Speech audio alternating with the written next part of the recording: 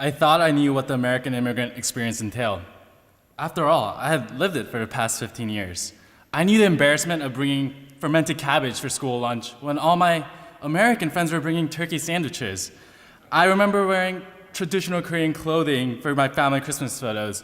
My grandmother in Korea always wanted to see how much I'd grown. But I would have much rather worn an ugly Christmas sweater instead, like all my American friends. Fermented cabbages and traditional Korean clothing only touch the surface of the feeling that many immigrants face, however. The uncomfortable realization that our new home is not going to be like the home we left behind. During winter study of my junior year at Williams, I was reminded of my family's immigration story when I spent a month in Portland, Maine, where I homestayed with a Cambodian refugee family and worked on resettling recent African asylum seekers into the Portland community.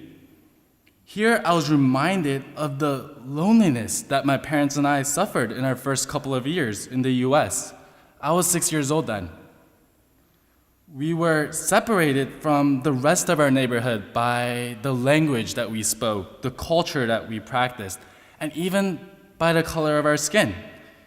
We live in a society where people are categorized by their skin colors, political views, the religion that they practice, and even their sexual preferences. Fixated on individual differences, I first entered Portland worrying about how I, a 20-year-old Asian male from the suburbs of Washington, D.C., was going to survive and live with refugees and asylum seekers of various nationalities who had experienced things in life that I could not even imagine. Many of the African asylum seekers had jumped over unimaginable hurdles to get to their new home in America. They had been persecuted by their own government and had to escape into a country where both the culture and language were foreign.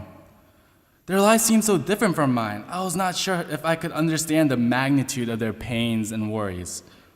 My worrying was for naught, however. I was underestimating the power of human empathy. As my new African friends shared their stories of hardships, I found myself naturally connecting with them as fellow human beings. I felt their fear when they recalled their detainment, their pain when they recounted their experiences of torture, and their joy when they described their escape. As we shared our stories, we became closer. Walking down the street, we must have looked like an eclectic combination. A college-aged Asian traveling around Portland with a group of older black people. But despite the differences in our skin color, age, and life experiences, we were connecting as human beings capable of compassion. We found many ways in which we were similar, including our particularly strong mutual dislike of the frigid cold Portland weather. We also shared the fate of having unusual, non-American sounding names. They knew how alienating it could feel when people mispronounced their names. I was moved by how insistent they were about pronouncing my name correctly. After the first week, when they were correcting one another about how to say my name, I realized how close we had become in such a short period of time. The most important thing I learned from my experience in Portland was that you have to have the courage to ask personal questions. On our second day there, a group of us Williams College students were at an ethnic African restaurant for lunch. We began talking to our waitress, who was an immigrant from Rwanda. We told her how we were going to be living with refugee families and working with the community. She got very excited about our project and then adamantly insisted that we ask a lot of questions to everybody we meet. She told us that there's so much to learn from everyone's story. This took us by surprise. Spending the past 3 years in a strict milieu of cultural sensitivity at Williams, I found it hard to ask certain questions without worrying about being rude or offensive. It was only after leaving Portland that I realized how important it had been for my personal growth to ask a lot of questions. After the first week, I eventually reasoned that If we all dislike the cold weather, how different could we all be? I found that even if I asked something too personal or offensive, people were willing to explain why what I had asked was inappropriate. By making these mistakes, I became cognizant of my assumptions and the stereotypes that I held. I learned about my host family's harrowing journey from Cambodia to refugee camps in Thailand, and finally to America. I was told stories by the African asylum seekers about both the atrocities and triumphs of human nature that they had experienced during the genocide in Burundi. Their stories helped me understand their perspectives and that we were not so different as I might have first thought. It is imperative that we ask a lot of questions about other cultures. This helps us challenge our stereotypes and preconceived notions of otherness and understand that others may not be so different from us after all. Before we can even address our differences, we have to work on our similarities and learn to coexist. If we focus on how we are different first, it hampers our chance to form a common connection. We become afraid to ask questions because we do not understand other people's culture and do not want to offend them. Consequently, it becomes easier for us to resort to stereotypes in our interactions with those who seem different from us. This perpetuates more miscommunication and misunderstanding, which may never be corrected because we're too afraid to ask.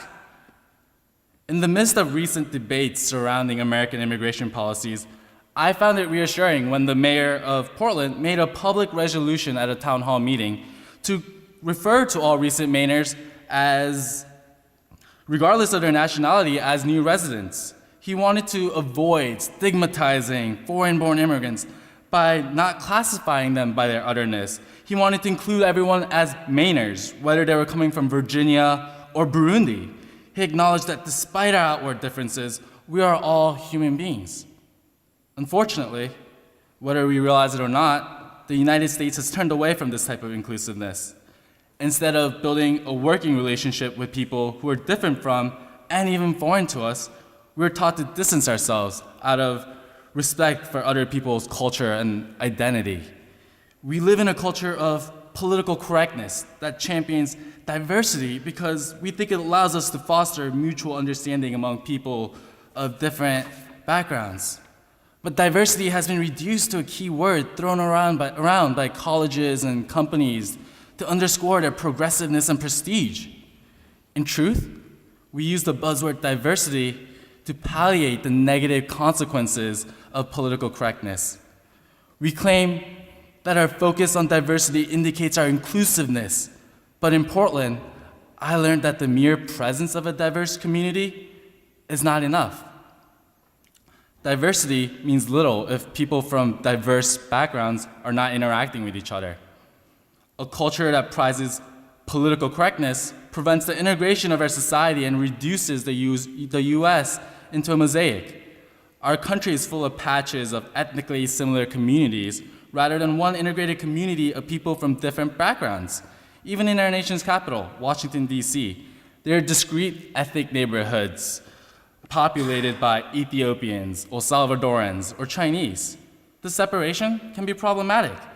I met police officers in Portland who struggled to convey the notion of public indecency to African immigrants who thought of toilets as a luxury and innocently assumed that urinating on the streets was the norm.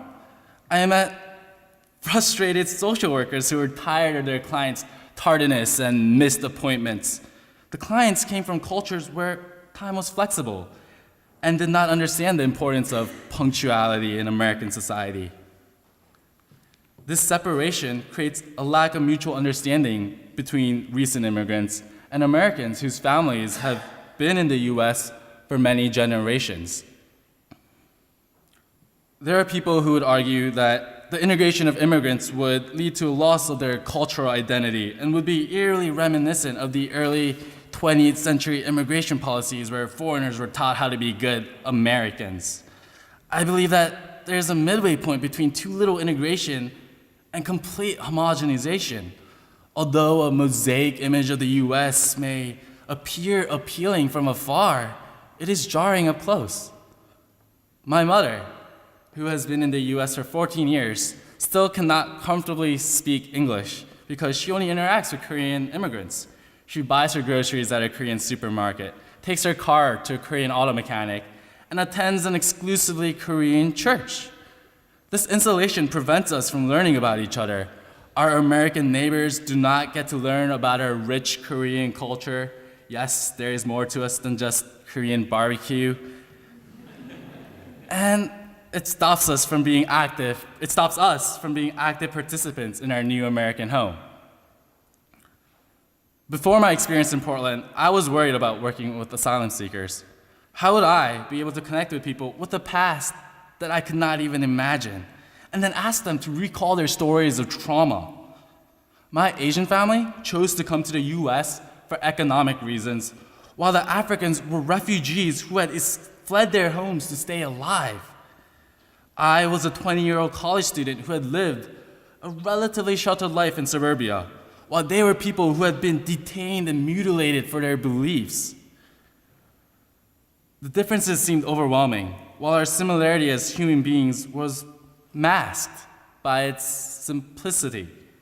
Looking back, I realized that many of these fears and worries came about because I focused on our differences. Although I lived a life of relative comfort, I actually could understand the fear that they felt when they were being chased. I could understand the pain that they felt when they witnessed the execution of their loved ones.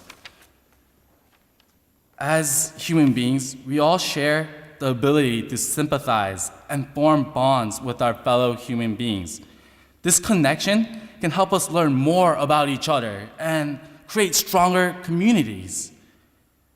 We have a wealth of experience and diversity surrounding us, but we are failing to take advantage of it by labeling people as Asian Americans, Mexican Americans, gay Americans, or even Democratic or Republican Americans, instead of as just Americans. By integrating our diversity, we can grow beyond a hyphenated America. Thank you.